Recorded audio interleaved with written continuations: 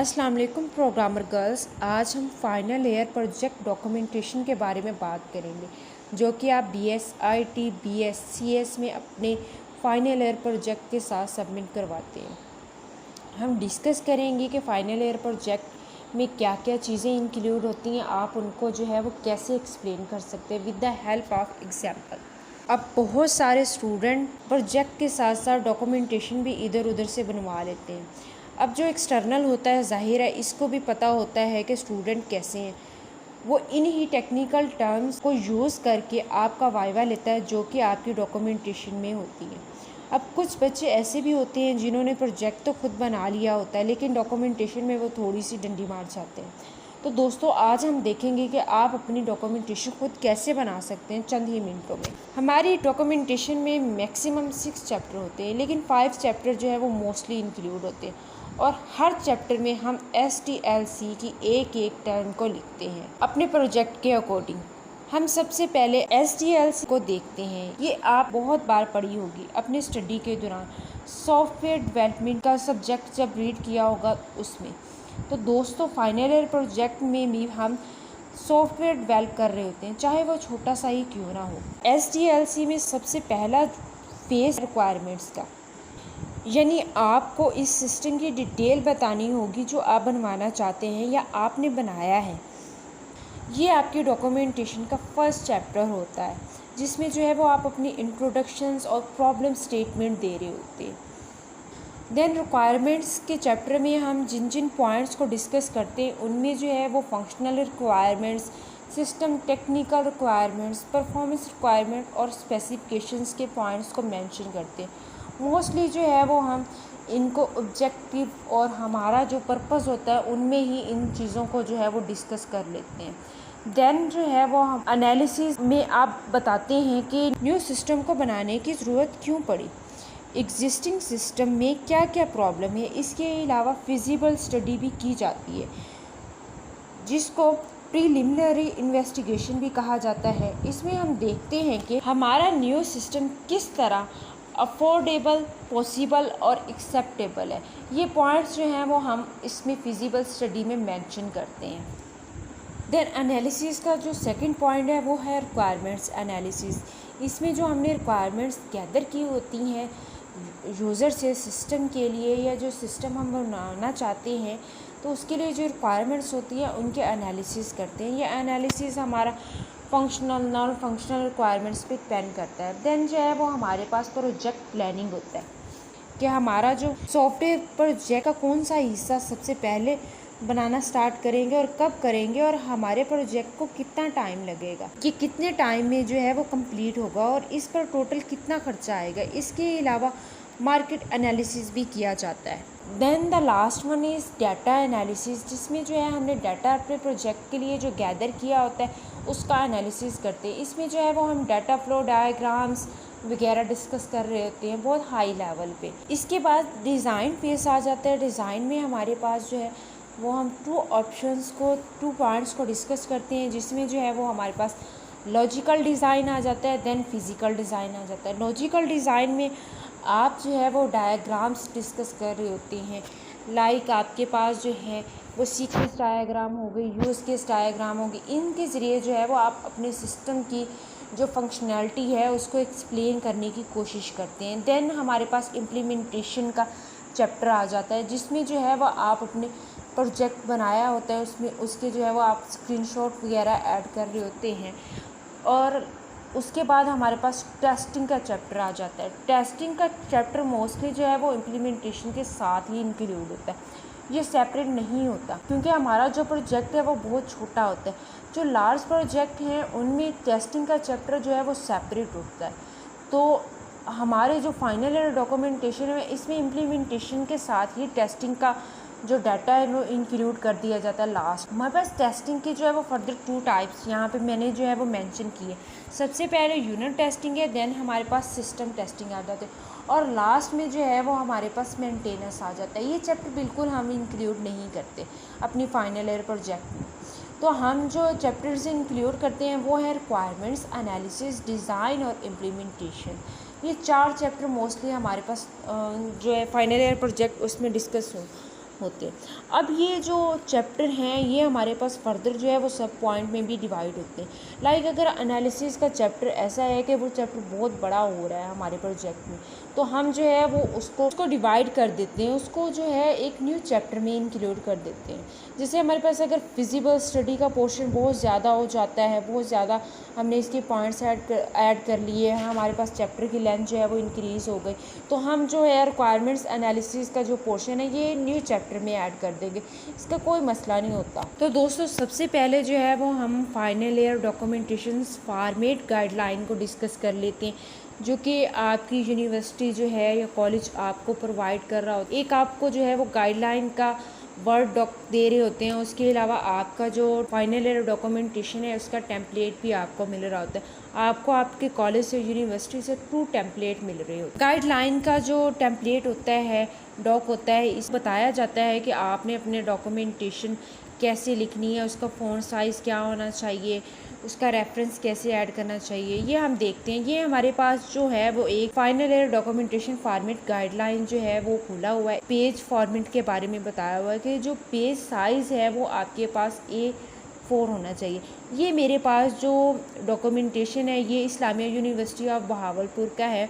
उन्होंने जो है अपने स्टूडेंट को फाइनल ईयर प्रोजेक्ट जो है वो इस तरह बनाने को कहा है कि उनका जो पेज साइज़ है वो A4 होना चाहिए। टॉप मार्जिन जो है वो 1 इंच होना चाहिए, बॉटम मार्जिन भी 1 इंच होना चाहिए। लेफ़्ट एंड राइट मार्जिन के बारे में उन्होंने बताया कि लेफ़्ट मार्जिन जो है वो 1.25 इंच होना चाहिए, जबकि राइट मार्जिन जो है वो 1 इंच होना चाहिए।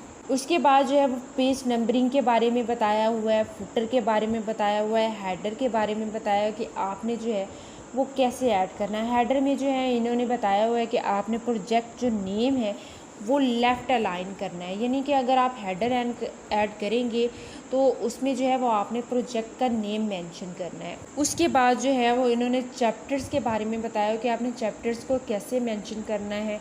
आपने चैप्टर का नेम लिखना है, चैप्टर नंबर 1, और देन जो है वो अपने चैप्टर के बारे में लिखना है कि आपका ये चैप्टर जो है ये किस टर्म से रिलेटेड है, यानी इसमें जो है वो आप रिक्वायरमेंट एनालिसिस कर रहे हैं या आप रिक्वायरमेंट्स के अंदर कर रहे हैं, ये डिज़ाइन का पोर्शन है। देन जो है वो टेक्स्ट के बारे में लिखा गया है कि आपने जो है वो टेक्स्ट इसमें कैसे मेंशन करना है। Only 1 side of the paper shall be used, the other side shall be blank. अगर आपने जो है वो एक साइड पे ही ये डॉक्यूमेंट, जब आप अपनी डॉक्यूमेंटेशन प्रिंट करवाएंगे तो आपने इसको सिंगल पेज में प्रिंट करवाना है, डबल साइड जो है वो प्रिंट नहीं करवाना है। टेक्स्ट के बारे में यहाँ पे ये मेंशन है। देन टेबल्स एंड फिगर्स के बारे में लिखा हुआ है, टेबल्स और and figures shall be placed on 1 side only, separate pages shall be used for figures and tables. यानी कि आपकी जो फिगर्स और टेबल्स हैं उनको जो है वो एक सेपरेट पेज में आपने बनाना है, टेक्स्ट के अंदर इंक्लूड नहीं करना। देन दोस्तों पैराग्राफ के बारे में बताया हुआ है। उसके बाद टेक्स्ट जो है वो फॉर्मेट के बारे में बताया हुआ है। ये टेक्स्ट फॉर्मेट मोस्टली यूनिवर्सिटीज़ का जो है वो सेम ही होता है, और हमारे जो प्रोफेशनल डॉक्यूमेंट्स होते हैं उनमें यही चीज़ फॉलो की जाती है। हमेशा जो हमारा टेक्स्ट का फ़ॉन्ट होता है वो टाइम न्यू रोमन होता है और उसका जो साइज़ है वो 12 होता है। देन जो है वो हेडिंग्स के बारे में बताया हुआ है कि हेडिंग्स जो है यहाँ पे देखिए आप टाइम न्यू रोमन और बोल्ड साइज़ लिखा हुआ, और डिफरेंट हेडिंग्स के बारे में डिफरेंट जो है वो उसका साइज़ बताया हुआ है। उसके बाद सेक्शन एंड सब सेक्शंस के बारे में बताया हुआ है कि अगर आपका जो सेक्शन है तो उसके साथ आपने नंबरिंग कैसे करनी है, अगर आपका सब सेक्शन है तो उसके साथ आपने नंबरिंग कैसे करनी। अगर आपके पास नेस्टेड सब सेक्शन है और उसके अंदर फर्दर मोर पॉइंट्स हैं तो आपने जो है उसको कैसे इंक्लूड करना है। ये आपकी फाइनल ईयर प्रोजेक्ट गाइडलाइंस में जो है ये सारी चीज़ें मेंशन होती है। उसके बाद दोस्तों बताया हुआ है कि मैथमेटिकल अगर इक्वेशंस आ जाती है तो आपने जो है उसको कैसे लिखना है, उसकी नंबरिंग कैसे लिखनी है, ये यहाँ पे जो है वो मेंशन किया हुआ है। उसके बाद तो हमारे पास रेफरेंस आ जाता है। रेफरेंस आपने कैसे लिखना है यहाँ पे मेंशन किया हुआ है कि रेफरेंस जो है वो APA स्टाइल में जो है वो लिखा होना चाहिए, और कोई भी ऐसा आपका प्रोजेक्ट और डॉक्यूमेंटेशन या थीसिस या रिपोर्ट रेफरेंस के बगैर एक्सेप्टेड नहीं होता। ऑफ कोर्स दोस्तों रेफरेंस जो है वो हमें हर थीसिस और रिपोर्ट में जो है वो इंक्लूड करना पड़ता है। देन जो है इसमें बाइंडिंग के बारे में बताया हुआ है कि आप की जो बाइंडिंग होगी वो किस कलर की होगी। यहाँ पे दोस्तों BSCS प्रोजेक्ट की गाइडलाइन दी हुई है, जिसमें जो है BSc प्रोजेक्ट की जो बाइंडिंग है, थीसिस रिपोर्ट या प्रोजेक्ट की रिपोर्ट होगी वो ब्लैक कलर में होगी, MSc की ब्लू में होगी। ये हर यूनिवर्सिटी की डिफरेंट जो है वो बाइंडिंग का कलर हो। उसके बाद दोस्तों आपको जो है वो अपना डॉक्यूमेंटेशंस और अपना प्रोजेक्ट जो है वो CD में भी अपनी यूनिवर्सिटी को, अपने कॉलेज को देना पड़ता है, जिसके बारे में यहाँ पे इंस्ट्रक्शंस दी हुई हैं कि आपका जो है वो फाइनल ईयर प्रोजेक्ट जो है वो उसमें इंस्टॉल हो और उसके बाद जो है आपकी डॉक्यूमेंटेशंस उसमें लाजमी हो, और जो भी आपने रिसर्च मटेरियल किया है उनके जो URLs हैं वो भी इंक्लूडेड हों। आपने जितनी भी रिसर्च वगैरह की है वो सारी आपने उस CD के अंदर जो है वो मेंशन करनी है, including your project and documentations. उसके बाद दोस्तों हमारा जो प्रोजेक्ट है उसकी लेंथ के बारे में आ सकता है कि मैक्सिमम हमारे प्रोजेक्ट में कितने पेजेस होने चाहिए। तो आपकी यूनिवर्सिटी, आपका कॉलेज ये चीज़ मेंशन कर देता है कि ये आपके प्रोजेक्ट पे डिपेंड करता है कि आपका प्रोजेक्ट जो है वो कितना बड़ा है। ऑफकोर्स जितना बड़ा प्रोजेक्ट होगा उतना ही जो है आपका थीसिस होगा, आपकी डॉक्यूमेंटेशन होगी, उसके जो है वो साइज़ ज़्यादा होगा। तो यहाँ पे भी ये चीज़ हाईलाइट कर दी गई है कि देन दोस्तों हमारे पास रिपोर्ट का जो है वो फ्रंट पेज के बारे में आ जाता है। ये तकरीबन हर यूनिवर्सिटी का जैसा ही होता है। यहाँ पे आपकी यूनिवर्सिटी का जो है वो लोगो आ जाता है और उसके बाद आपकी लास्ट में जो है वो यूनिवर्सिटी का, कॉलेज का नेम आ जाता है। अब दोस्तों हम जो है वो डॉक्यूमेंटेशन की एक एग्जांपल देख लेते हैं। मेरी ऑनलाइन ग्रोसरी स्टोर की मेरे पास यहाँ पे एक डॉक्यूमेंटेशन पड़ी हुई है। हम इसको जो है वो 1 बाय 1 देखते हैं कि इसमें क्या चीज़ें इंक्लूड हैं। सबसे पहले वही दोस्तों इसका जो है वो फ्रंट पेज आ जाता है, जिसमें जो है आपने अपना नेम मेंशन करना होता है, अपना सुपरवाइज़र मेंशन करना होता है, जैसा जो है वो हमने लास्ट में देखा। देन जो है वो डिक्लेरेशंस आ जाता है, जिसमें जो है वो स्टूडेंट ऑथ लेता है कि उन्होंने ये काम जो है वो किसी और जगह से नहीं उठाया, किसी का नहीं चुराया, उन्होंने खुद किया हुआ। ये सारी चीज़ें जो है वो डिक्लेरेशंस में मेंशन होती हैं। उसके बाद सर्टिफिकेट ऑफ अप्रूवल आ जाता है। इसमें जो है आपके प्रोजेक्ट का टाइटल, आपका नेम, आपके सुपरवाइज़र का नेम मेंशन होता है और उनके जो है वो नीचे सिग्नेचर वगैरह होते हैं, आपके चेयरपर्सन के, आपके एक्सटर्नल एग्जामिनर के, जो आपका वाइवा कंडक्ट होता है और आपका जो सुपरवाइज़र है उसके साइन होते हैं। देन एक्नॉलेज आ जाता है, उसमें जो है वो स्टूडेंट का खुद का नेम मेंशन होता है। उसके बाद जो है वो एब्रीवेशन आ जाता है। एब्रीवेशन में आपकी डॉक्यूमेंटेशन में जितने भी आपने एब्रीवेशन यूज़ किए हैं उनकी जो है वो आपने यहाँ पे फुल टर्म्स जो है वो मेंशन करनी होती है। ये हर डॉक्यूमेंटेशन के लाजमी जो है स्टार्ट में होता है, चाहे वो आपकी थीसिस हो या कोई रिपोर्ट हो या वैसे कोई आपका डॉक्यूमेंट हो, तो उसमें ये जो चीज़ें हैं वो लाजमी मेंशन होती हैं। उसके बाद दोस्तों आपके पास एब्स्ट्रैक्ट आ जाता है। एब्स्ट्रैक्ट में आप जो है वो अपने प्रोजेक्ट का ओवरव्यू दे रहे होते हैं, इसकी जो है फाइंडिंग वो बता रहे होते हैं, और जर्नल व्यू के हमारा जो प्रोजेक्ट है ये इसमें क्या क्या चीज़ें इंक्लूड हैं, ये चीज़ें इंक्लूड होती हैं।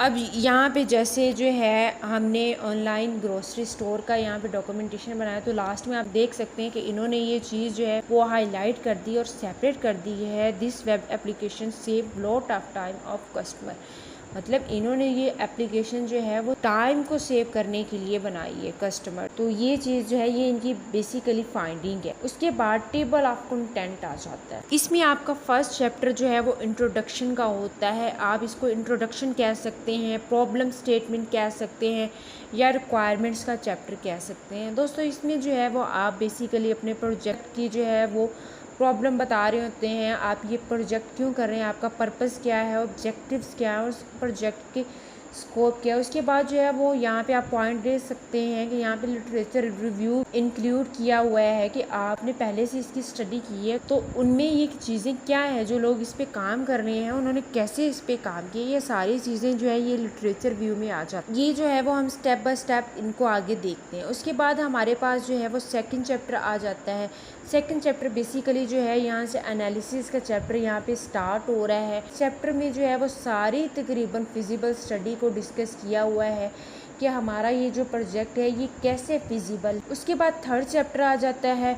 थर्ड चैप्टर में जो है वो रिक्वायरमेंट एनालिसिस को डिस्कस किया हुआ है। दोस्तों मैंने पहले बताया था कि अगर आपके जो पॉइंट्स हैं वो बहुत ज़्यादा एक चैप्टर में इंक्लूड हो रहे हैं तो आप जो है एक ही फेस है आप उनके जो है वो सब चैप्टर क्रिएट कर सकते हैं उनके पॉइंट्स के अकॉर्डिंग, क्योंकि ये चैप्टर जो है वो इनकी लेंथ जो है वो ज़्यादा हो रही है। थर्ड चैप्टर में एनालिसिस हो रहा है, इसमें एग्जिस्टिंग सिस्टम को डिस्कस किया है, then functional requirements, non functional requirements को डिस्कस किया हुआ है। देन जो है वो हमारे पास फोर्थ चैप्टर आ जाता है। फोर्थ चैप्टर में डिज़ाइन एंड आर्किटेक्चर को डिस्कस किया हुआ है। यहाँ पे बेसिकली जो भी हमारी लॉजिकल डिज़ाइन में डायग्राम्स यूज़ होती हैं वो सारी यहाँ पे इंक्लूड होंगी। हम यहाँ पे देख रहे हैं, यहाँ पे क्लास डायग्राम को मेंशन किया हुआ है, सीक्वेंस डायग्राम को मेंशन किया हुआ है, स्टेट चार्ट को डायग्राम को मेंशन किया हुआ है अकॉर्डिंग टू कस्टमर और एडमिन। उसके बाद चैप्टर नंबर 5 आ जाता है जिसमें जो है वो एक्चुअल इम्प्लीमेंटेशन डिस्कस किया हुआ है कि उसमें जो है इन्होंने एल्गोरिदम्स भी लिखा है और पिक्चर्स भी ऐड की हुई हैं। अब दोस्तों मैं आपको एक बात बताऊं, अगर आपको इन टॉपिक्स का भी पता है कि हमारे चैप्टर में जो है वो क्या क्या पॉइंट आ सकते हैं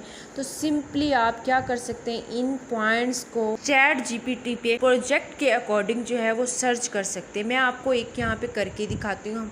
फॉर एग्ज़ाम्पल हम जो है वो टाइम टेबल मैनेजमेंट सिस्टम का जो है वो एक प्रोजेक्ट बनाते हैं तो उसमें जो है वो हम डिस्कस करते हैं कि उसके जो है वो टेक्निकल फिजिबिलिटी या ऑपरेशनल फिजिबिलिटी क्या है।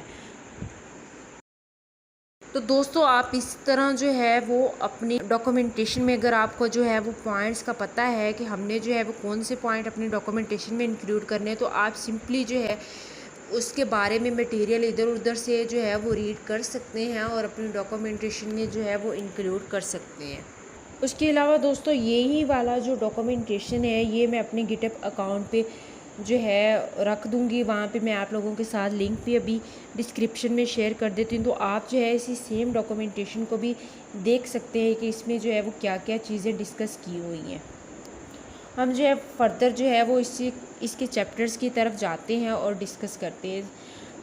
चैप्टर नंबर 1 इंट्रोडक्शन में यहाँ पे जो है वो बताया गया है कि ये ग्रोसरी इंडस्ट्री कैसे काम करती, कैसे कैसे जो है इसमें चेंजिंग्स आए हैं और इसमें हमारा जो सिस्टम डेवलप हमने किया है ये क्यों ज़रूरी था। यहाँ पे दोस्तों आपने कोविड-19 जो है वो यहाँ पे हाईलाइट हुआ है, उसको देख सकते हैं कि ये कोविड-19 की वजह से जो है वो हमने अपना सिस्टम जो है डेवलप किया ताकि लोगों को जो है वो बाहर ग्रोसरी करने के लिए ना जाना पड़े। तो ये सारा जो है इन्होंने इसमें इंट्रोडक्शन में डिस्कस किया है। देन जो है वो प्रोजेक्ट टाइटल मेंशन किया और प्रोजेक्ट टाइटल का जिसमें जो है इन्होंने अपने प्रोजेक्ट का नेम लिखा है। उसके बाद जो है वो प्रॉब्लम स्टेटमेंट डिस्कस की हुई है कि ये जो इन्होंने प्रोजेक्ट बनाया है ये क्यों बनाया है। इसमें जो है इन्होंने 3 जो है वो पॉइंट हाईलाइट किए हैं जिसमें lack of trust and confidence in quality and freshness of online grocery product, ये चीज़ें मेंशन की हुई हैं। उसके बाद दोस्तों इन्होंने करंट सिस्टम भी डिस्कस किया हुआ है कि अगर आप जो है वो ग्रोसरी स्टोर पे जाएं तो आपको जो है वो वहाँ पे क्या क्या प्रॉब्लम्स जो है वो मिलते हैं। इसमें जो है ये देखिए यहाँ पे पिक्चर जो है वो ऐड की हुई है जो कि इस प्रॉब्लम को सबसे ज़्यादा जो है वो अच्छे तरीके से एक्सप्लेन कर रही है कि आपको जो है वो एक लंबी लिस्ट लेके जानी पड़ती है। उसके अलावा वहाँ पे बहुत ज़्यादा रश होता है जिसकी वजह से जो है वो आपको लाइन में लगना पड़ता है। ये पिक्चर जो है ये सबसे ज़्यादा एक्सप्लेन कर रही है। उसके बाद पर्पस में इन्होंने मेंशन किया हुआ है कि वो जो है कस्टमर को मॉडर्न उनकी नीड का ख्याल रखते हुए जो है उनको अच्छी प्रोडक्ट और विदाउट एनी टाइम कंज्यूमिंग जो है उनको उनकी चीज़ें जो है वो प्रोवाइड करना चाहते हैं। यही उनका जो प्रोजेक्ट है उसका पर्पस है। और देन जो है वो ऑब्जेक्टिव्स मेंशन है जिसमें जो है वो लोकल सोर्सिंग के बारे में डिस्कस किया। पॉइंट्स जो है इन्होंने बना के यहाँ पे लिखे, आप भी जो है इस तरह अपना काम कर सकते हैं। इसके बाद स्कोप आ जाता है। देन यहाँ पे कुछ पॉइंट जो है वो लिटरेचर रिव्यू के यहाँ पे डिस्कस किए हुए हैं। उसके बाद जो वो मेथडोलॉजी के बारे में डिस्कस किया हुआ है कि इन्होंने कौन सी जो है सॉफ्टवेयर डेवलपमेंट की टेक्निक्स अप्लाई की हुई है। यहाँ पे मेंशन है कि इन्होंने अजाइल डेवलपमेंट जो है वो ये यूज़ किया हुआ है और फिर बताया कि इन्होंने अजाइल जो है वो क्यों सिलेक्ट की है। देन जो है वो हमारे पास सेकंड चैप्टर आ जाता है जिसमें जो है इन्होंने बताया हुआ है कि ये इनकी प्रॉब्लम क्या थी। पहले जो ग्रॉसरी ऑनलाइन नहीं था तो यहाँ पे फर्स्ट ऑफ ऑल उसको डिफ़ाइन किया हुआ है। अब अगेन डिफ़ाइन करने का मकसद यही है कि ओवरव्यू मिल जाए आपको अपनी प्रॉब्लम का। फॉर एग्ज़ाम्पल अगर किसी ने जो है वो फर्स्ट चैप्टर ठीक से नहीं पढ़ा तो सेकंड चैप्टर में जो है वो अपना प्रॉब्लम को देख सकते हैं कि क्या प्रॉब्लम आई जिसकी वजह से जो है वो सिस्टम बनाया। उसके बाद जो है वो फिजिबिलिटी रिपोर्ट आ जाता है। मुख्तलिफ़ तरह से जो है वो फिजिबिलिटी को चेक किया गया है। Technical feasibility, operational feasibility, economic feasibility, schedule feasibility, specification feasibility, information feasibility, motivational feasibility, legal and ethical feasibility के पॉइंट्स को जो है वो डिस्कस किया। उसके बाद ये देखें दोस्तों, टेक्निकल फिजिबिलिटी को भी डिस्कस कर लिया है और ऑपरेशनल फिजिबिलिटी को जो है वो एडमिन और यूज़र दोनों के जो पॉइंट ऑफ व्यू है उसके हिसाब से डिस्कस किया है। देन जो है वो इकोनॉमिक फिजिबिलिटी में जो है वो मार्केट एनालिसिस और कस्टमर एनालिसिस को डिस्कस किया हुआ है कि उनका जो है उस हिसाब से हमारा सिस्टम जो है ये ऑनलाइन ग्रोसरी सिस्टम किस तरह बेस्ट है। यानी कि उन्होंने जो है वो मार्केट एनालिसिस भी किया है, उसके बारे में जो है वो लिखा हुआ है। देन जो है वो कस्टमर क्या कहते हैं अगर उनका जो सिस्टम है वो फ़िज़िकल से उठा के ऑनलाइन पे रख दिया जाए तो कस्टमर जो है वो उसके बारे में क्या कहेंगे, क्या उससे सेटिस्फाइड है या नहीं, ये चीज़ें मेंशन की हुई हैं। उसके बाद बाकी जो है वो फिजिबिलिटी के पॉइंट्स डिस्कस किए हुए हैं। तो यहाँ पे रिस्क लिस्ट भी मेंशन है कि आपका ये जो सॉफ्टवेयर है इसको क्या क्या जो है वो रिस्क हो सकते हैं जिनसे जो है वो आपको अपने सॉफ्टवेयर को बचाना चाहिए। सबसे पहले जो है वो मैकेनिकल डैमेज को डिस्कस किया हुआ है, power failure, software crash, disaster, loss of your laptop and mobile device, इसकी वजह से जो है वो आपका सॉफ्टवेयर जो है वो ख़राब हो। उसके बाद हमारे पास रिक्वायरमेंट्स एनालिसिस का चैप्टर आ जाता है जिसमें जो है वो एग्जिस्टिंग सिस्टम को डिस्कस किया हुआ है, external interface requirements, functional and non functional requirements को डिस्कस किया। सबसे पहले एग्जिस्टिंग सिस्टम की इन्होंने जो है वो डायग्राम इंक्लूड किया। देखिए पहले जो है वो पिक्चर की फॉर्म में जो है वो इन्होंने एक्सप्लेन किया हुआ, अब इन्होंने जो है वो डायग्राम इंक्लूड किए जो बेस्ट वे है कि एक जगह जो है वो आपने अगर वही चीज़ें यहाँ पे आपने अगेन ऐड कर देते तो वो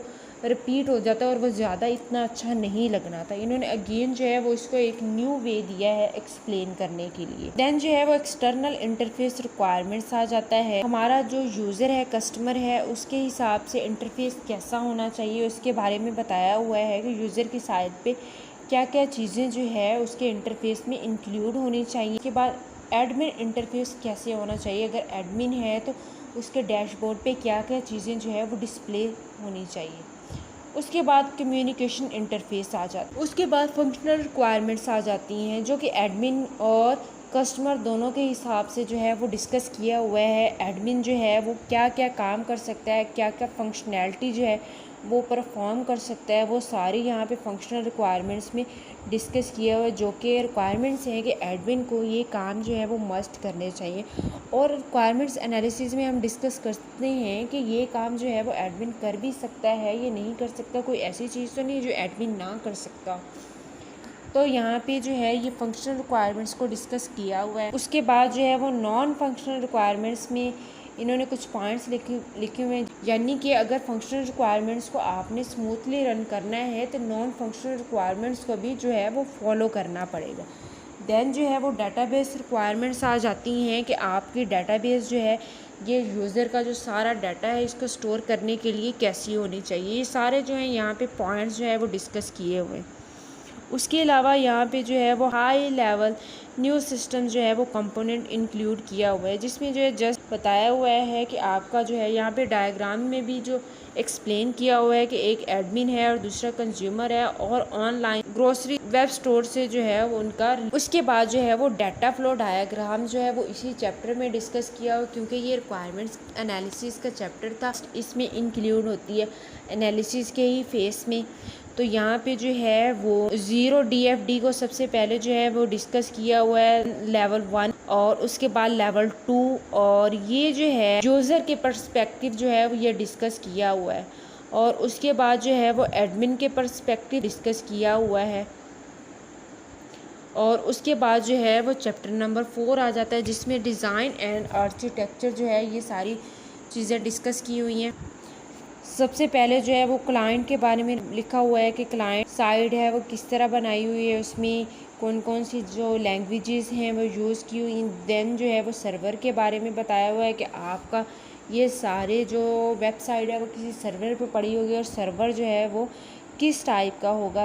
और दूसरे जो है वो यूज़र इंटरफेस के बारे में बताया हुआ है कि यूज़र जो है वो इंटरफेस कैसा होगा, कैसे काम करेगा। देन जो है वो आर्किटेक्चर्स के बारे में बताया हुआ है कि हाई लेवल जो आर्किटेक्चर है वो कैसा होगा। शेल स्टेटमेंट को जो है वो कैप्चर किया हुआ है एडमिन के और कंज्यूमर के हिसाब से कि कंज्यूमर क्या क्या काम कर सकता है सिस्टम के साथ और एडमिन क्या क्या कर सकता है। उसके अलावा high level use case diagram जो है डिज़ाइन वाले चैप्टर में जो है वो डिस्कस की हुई। इसमें जो है वो हमारे पास high level use case diagram इसलिए कहा गया है कि ये जो है वो सिस्टम का ओवरव्यू दे रही है जिसमें एडमिन भी इंक्लूड है और कंज्यूमर भी इंक्लूड है।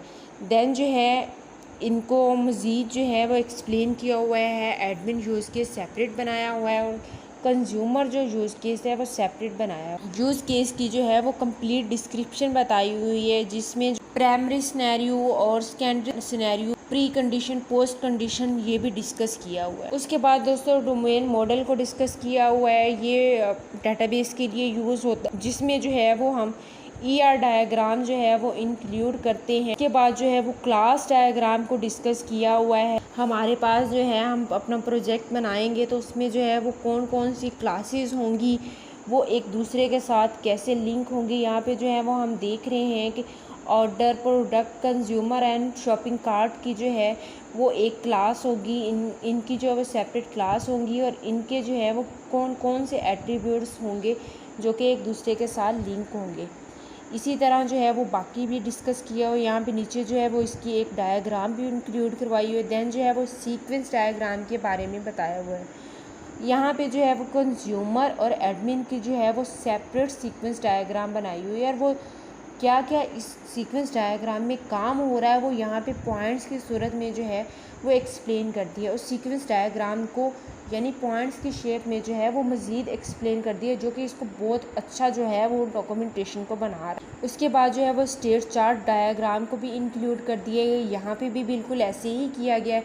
स्टेट चार्ट डायग्राम के अंदर जो जो काम हो रहे हैं यहाँ पे जो है उसको एक्सप्लेन कर दिया गया है पॉइंट्स के फॉर्म में। स्टेट चार्ट जो है वो कंज्यूमर और एडमिन दोनों के हिसाब से यहाँ पे ड्रॉ हुई है। तो कंज्यूमर साइन अप जो है इसकी रिक्वायरमेंट्स को बहुत अच्छे तरीके से यहाँ पे स्टेप बाय स्टेप जो है वो एक्सप्लेन किया हुआ है कि इसमें जो है अगर कंज्यूमर जो है वो साइन अप करेगा तो वो उसकी इनपुट क्या होगी, देन हमारा जो सिस्टम है वो कैसे प्रोसेसिंग करेगा और उसके बाद उसकी आउटपुट जो है वो क्या आएगी। और अगर हमारे जो कंज्यूमर है वो साइन अप ना कर सके, कोई एरर आ जाए तो देन जो है वो एरर हैंडलिंग कैसी होगा। उसके बाद सिमिलरली कंज्यूमर लॉगिन के बारे में बताया हुआ है। उसमें भी यही है कि इनपुट क्या होगी, देन प्रोसेसिंग कैसी होगी, आउटपुट कैसे आएगा और एरर हैंडलिंग कैसी होगा। यानी कि हमारे पास जो एक एक फंक्शन है उसको एक्सप्लेन किया हुआ है कि उस पर काम कैसे होगा, हमारा यूज़र जो है वो क्या इनपुट देगा और अगर एरर आ जाए तो कैसे हैंडलिंग होगा। इसको जो है फंक्शनल रिक्वायरमेंट्स को एक्सप्लेन किया है। This is also a good point. Chapter number 5 आ जाता है इम्प्लीमेंटेशन का चैप्टर, जिसमें जो है यहाँ पे सबसे पहले साइट मैप डिस्कस किया हुआ है कि हमारा जो सिस्टम है उसका मैप कैसा है, कैसे कैसे पेजेस जो हैं वो एक दूसरे से लिंक हैं, वो कैसे काम करें। बेसिकली ये बहुत इम्पोर्टेंट होता है। जैसे बिल्कुल आपकी बिल्डिंग का एक मैप होता है, ये भी आपके सिस्टम का एक मैप है कि एक जो पेज है वो दूसरे पेज से कैसे लिंक। उसके बाद जो है वो एल्गोरिदम्स आ जाता है।